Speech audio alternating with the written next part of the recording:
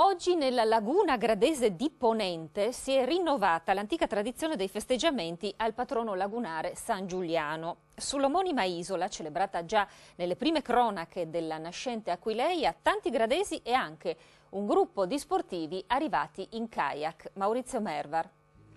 Scendono sul Natissa gli eleganti scafi dei kayak. Il fiume che lambiva Aquileia romana ora accompagna tra le brume la flotta di remi verso uno dei più antichi tesori del mare di Grado. L'isola di San Giuliano festeggia oggi il patrono lagunare e ad accogliere sportivi e visitatori la famiglia De Colle, attuale proprietaria del comprensorio.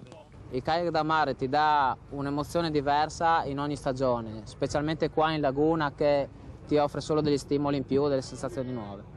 San Giuliano è presente nelle testimonianze aquileiesi già prima di Cristo ed il poeta romano di Gallia Ausonio narra che fino al VI secolo d.C. era vivo il culto di Beleno, il dio celtico delle acque. Dopo l'assedio dell'imperatore Massimino fu il patriarca Elia ad erigere una basilica di cui è ancora visibile l'arcata dell'abside. La messa al patrono viene oggi celebrata nella piccola cappella del IX secolo, uno spazio così raccolto che diversi fedeli rimangono all'aperto. Ad occuparsi del rito e dei festeggiamenti, quest'anno anche la tipica iota nel menù, uno dei sodalizi storicamente più attivi nella tutela del patrimonio tradizionale di Grado. Per noi gradesi e gradesani del Palù è importante essere qua quest'oggi in Isola di San Giuliano perché qui si ritrovano le nostre radici.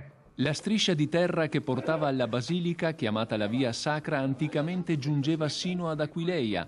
Ora in alcuni tratti si apre verso stupendi panorami palustri ed è con una vena di nostalgia che ci si porta verso il rientro, lasciando un lembo di terra fecondato da millenni di storia.